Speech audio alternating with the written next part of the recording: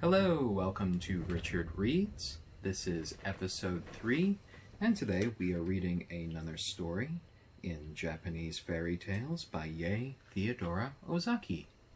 And today's episode will cover the story of Urashima Taro, the fisher lad. Long, long ago in the province of Tango, there lived on the shore of Japan in the little fishing village of Mizu no Ye, a young fisherman named Urashima Taro. His father had been a fisherman before him, and his skill had more than doubly descended to his son, for Urashima was the most skillful fisher in all the countryside, and could catch more bonito and tai in a day than his comrades could in a week. But in the little fishing village, more than being a clever fisher of the sea, he was known for his kind heart. In his whole life he had never hurt anything, either great or small, and when a boy, his companions had always laughed at him, for he would never join with them in teasing animals, but always tried to keep them from this cruel sport. One soft summer twilight he was going home at the end of a day's fishing when he came upon a group of children. They were all screaming and talking at the top of their voices, and seemed to be in a state of great excitement about something. And upon him investigating, he saw that they were tormenting a turtle.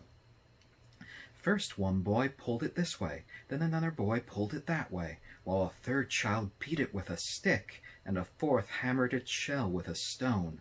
Now Urashima felt very sorry for the poor turtle, and made up his mind to rescue it. He spoke to the boys. "Look here, boys, you are treating that poor turtle so badly that it will die."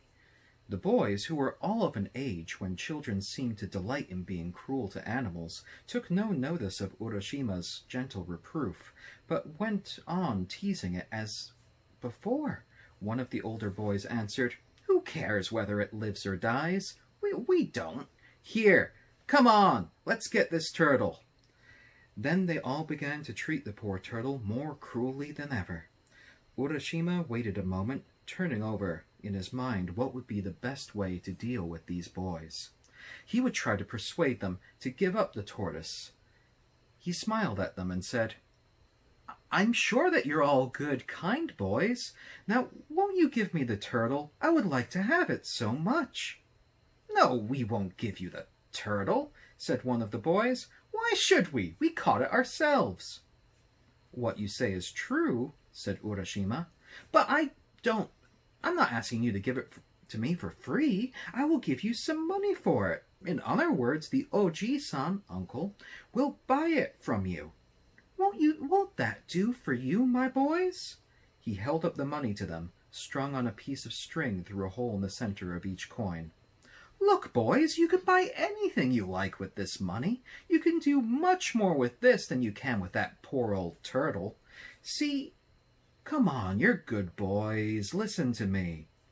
The boys were not bad at all. They were only mischievous, and as Urashima spoke, they were won by his kind smile and gentle words, and began to be of his spirit, as they say in Japan. Gradually they all came up to him, the ringleader of the little band holding out the turtle to him. "Very well, Oji-san, we will give you the turtle if you give us the money." And Urashima took the turtle and gave the money to the boys, who, calling to each other, scampered away and were soon out of sight. Then Urashima stroked the turtle's back, saying as he did so, "Oh, you poor thing, there. You're safe now. They say that a stork lives for 1,000 years, but the turtle for 10,000.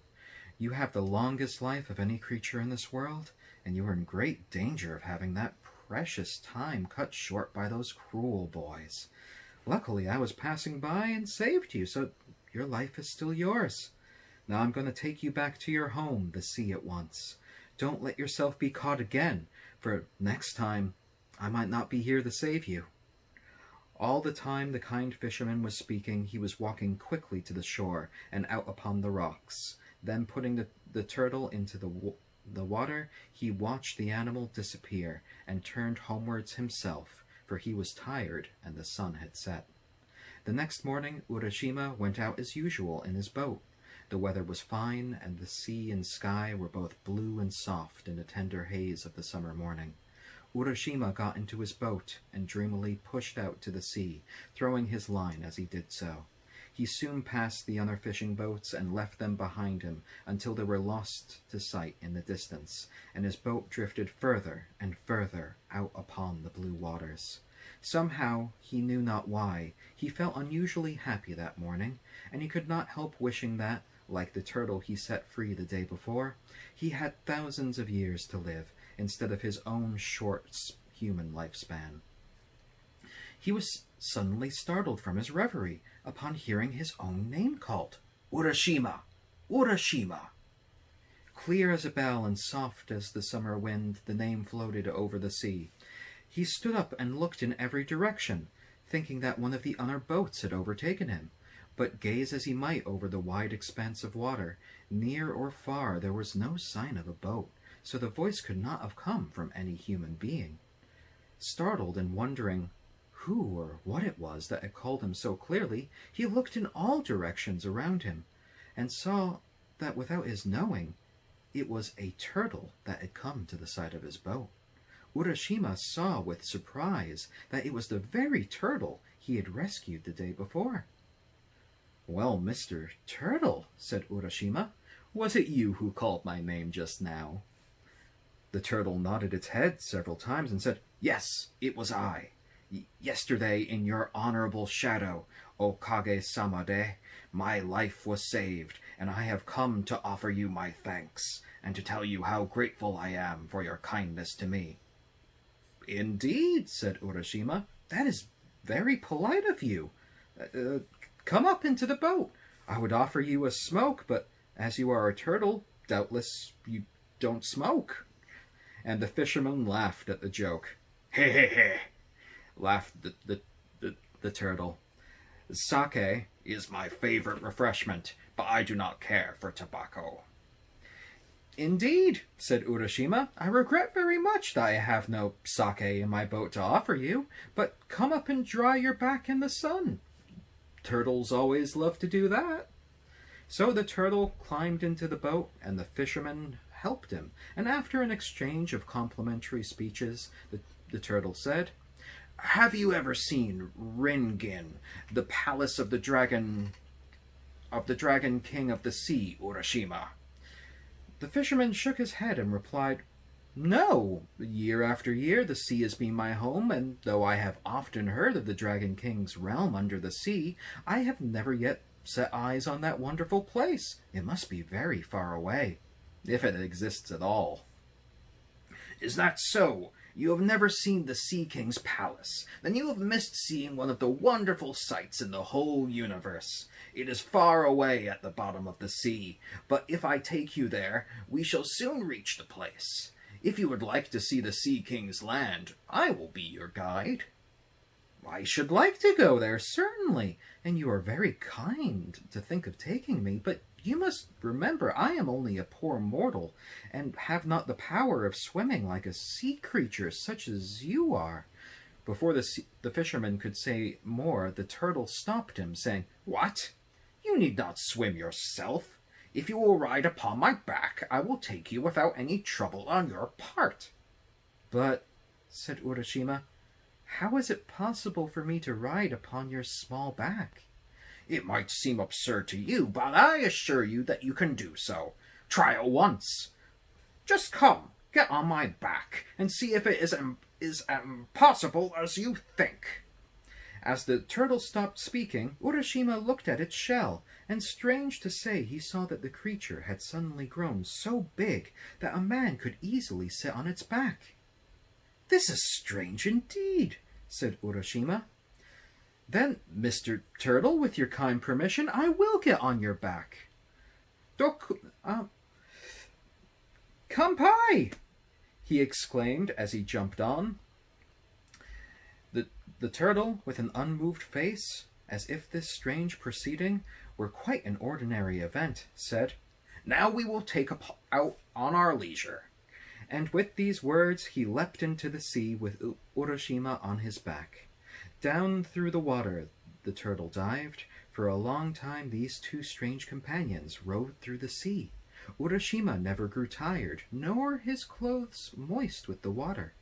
At last, far away in the distance, a magnificent gate appeared, and behind the gate the long sloping roofs of a palace on the horizon. "Yah!" exclaimed Urashima. "That looks like the gate of some large palace just appearing. Mr. Turtle, can you tell me what that place is now?" "Well, that is the great gate of the Ringen Palace.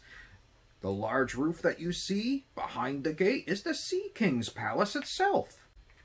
"Then we have at last come to the realm of the Sea King, and to his palace," said Urashima.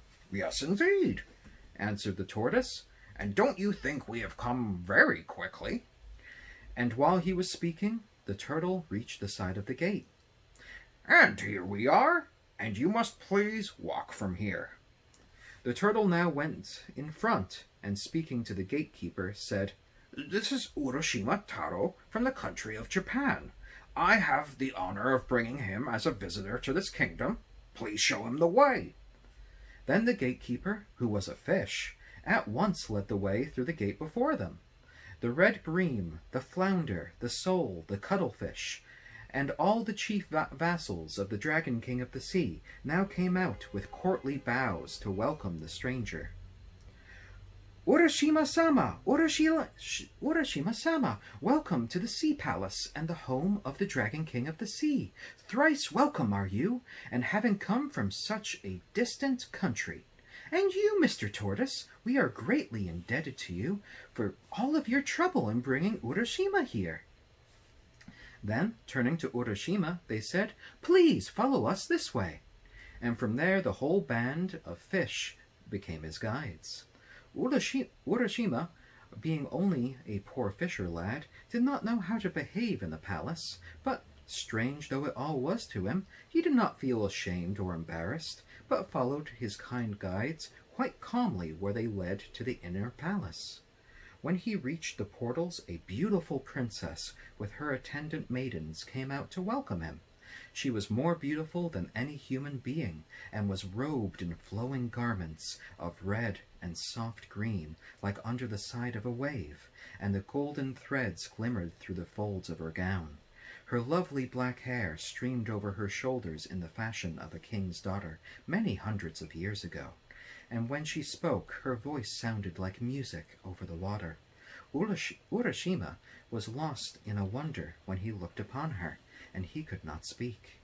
Then he remembered that he ought to bow, but before he could make a low obeisance, the princess took him by the hand and led him to a beautiful hall, and to the seat of honor at the upper end, and bade him to be seated. "Urashima Taro, it gives me the highest pleasure to welcome you to my father's kingdom," said the princess. "Yesterday you set free a turtle, and now I have sent for you to thank you for saving my life, for I was that turtle. Now, if you shall like, you shall live here forever, in the land of eternal youth, where summer never dies, and where sorrow never comes. And I will be your bride, if you will, and we will live together happily forever afterwards." And as Urashima listened to her sweet words and gazed upon her lovely face, his heart was filled with a great wonder and joy, and he answered her, wondering if it was not all a dream. "Thank you 1,000 times for your kind speech. There is nothing I could wish more than to be permitted to stay with you in this beautiful land of which I have often heard, but have never seen to this day. Beyond all words, this is the most wonderful place I've ever seen." And while he was speaking, a train of fish appeared, all dressed in ceremonial trailing garments. One by one they silently, and with stately steps, they entered the hall, bearing on coral trays delicacies of fish and seaweed, such as no one can dream of, and this wondrous feast was set before the bride and the bridegroom. The bride was celebrated with dazzling splendor, and in the Sea King's realm there was a great rejoicing. As soon as the young pair had pledged themselves in the wedding cup of wine, 3 times 3, Music was played and songs were sung, and fish with silver scales and golden tails stepped in from the waves and danced. Urashima enjoyed himself with all his heart. Never in his whole life had he ever sat down to such a marvelous feast. When it was all over, the princess asked the bridegroom if he would like to walk through the palace and see all that there was to be seen. Then the happy fisherman, following his bride, the Sea King's daughter, was shown all the wonders of that enchanted land, where youth and joy go hand in hand, and neither time nor age can touch them. The palace was built of coral and adorned with pearls, and the beauties and wonder of the place were so great that the tongue fails to describe them. But to Urashima, more wonderful than the palace was the garden that surrounded it. Here was to be seen at one time the scenery of 4 different seasons. The beauties of summer and winter, spring and autumn, were displayed to the wondering visitor at once. First, when he looked to the east, the plum and the cherry trees were seen in full bloom.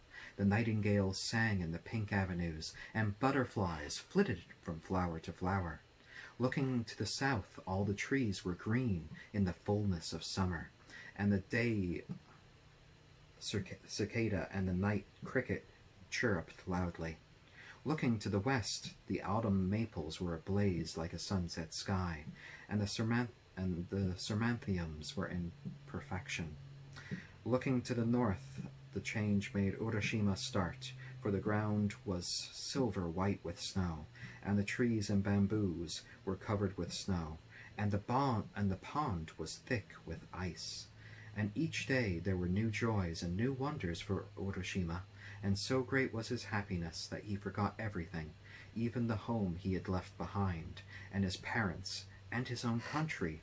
And 3 days passed without his even thinking of all that he had left behind. Then his mind came back to him, and he remembered who he was, and that he did not belong to this wonderful land or the Sea King's palace. And he said to himself, "Oh dear, I must not stay here, for I have old father and mother at home. What could have happened to them all this time? How anxious they must be that all these days have passed and I did not return as usual. I must go back at once, without letting one more day pass." And then he began for the journey in great haste. Then he went to his beautiful wife, the princess, and bowing low before her, he said, "Indeed, I have been very happy with you for a long time, Otohime-sama, and you have been kinder to me than any words can tell. But now I must say goodbye, for I must go see my parents." And then Otohime-sama began to weep, and said softly and sadly, "It is not well with you here, Urashima, that you wish to leave me so soon. Where is the haste? Stay with me, yet another day only." But Urashima remembered his parents, and in Japan the duty to parents is stronger than everything else, stronger than even the pleasure or love, and he would not be persuaded, but answered, "Indeed, I must go. Do not think that I wish to leave you. It is not that. I must go and see my parents. Let me for one day, and I will come back to you." "Then," said the princess sorrowfully, "there is nothing to be done.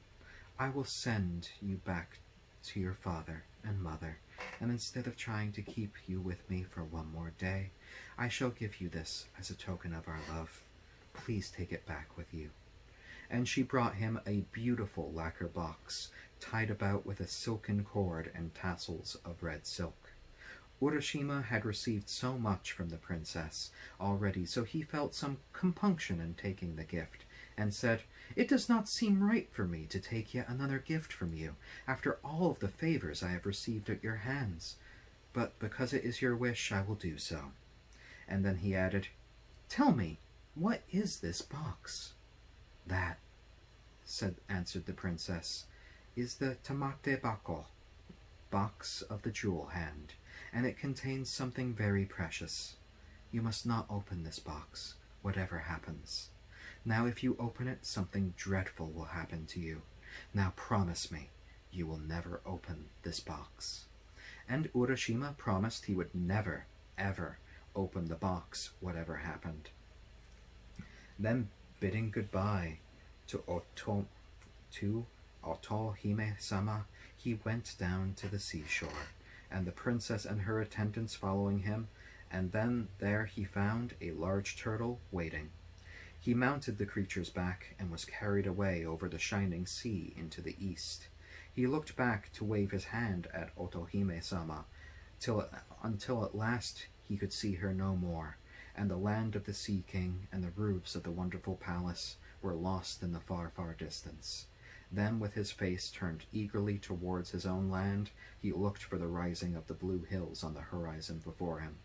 At last the tortoise carried him into the bay he knew so well, and to the shore from whence he had set out. He stepped onto the shore and looked about him, while the turtle rode away back into the Sea King's realm. But what is this strange fear that seizes Urashima as he stands and looks about him? Why does he gaze so fixedly at the people that pass him by? And why do they turn and stand and look upon him? The shore is the same, and the hills are the same, but the people that he sees walking past him have very different faces to those he had known so well before. Wondering what it can all mean, he walks quickly towards his old home. Even that looks different, but a house stands on the spot, and he calls out, "Father, I have just returned." And as he was about to enter, he saw a strange man coming out.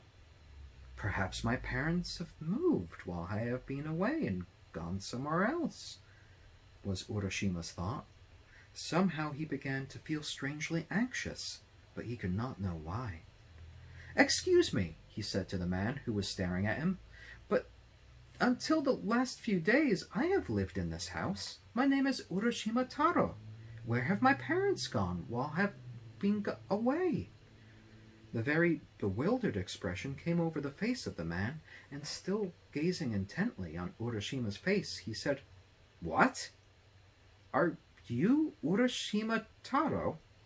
"Yes," said the fisherman, "I am Urashima." Laughed the man. "You must not make such jokes. It is true that once upon a time a man called Urashima Taro did live in this village, but that is a story 300 years old. He could not possibly be alive now." When Urashima heard these strange words, he was frightened, and said, Please, please, you must not joke with me. I'm greatly perplexed. I am Urashima Taro, and I have not lived 300 years. Till 4 or 5 days ago I lived on this spot. Tell me, I want to know, but without joking, please." But the man's face grew more and more grave, and he answered, "You may or may not be Urashima Taro. I don't know. But the Urashima Taro of whom I've heard is a man who lived 300 years ago. Perhaps you are his spirit come to revisit your old home?" "Why do you mock me?" said Urashima. "I am no spirit. I am a living man. Do you not see my feet?" And he stamped on the ground, first with one foot then the other to show the man. Japanese ghosts have no feet. "But Urashima Taro lived 300 years ago, and that is all I know. It is written in the village chronicles," persisted the man, who could not believe what the fisherman said. Urashima was lost in bewilderment and trouble. He stood all around him, looked terribly puzzled, and indeed something in the appearance of everything was different to what he remembered before he'd left, and the awful feeling came over him that the man spoke true. He seemed to be in a strange dream. The few days he had spent in the Sea King's palace beyond the sea had not been days at all. They had been hundreds of years, and in that time his parents had died, and all the people that he had ever known, and the village had written down his story. There was no use in staying here any longer. He must be back to his beautiful wife beyond the sea. He made his way back to the beach, carrying in his hand the box which the princess had given him. But which was the way? He could not find it alone.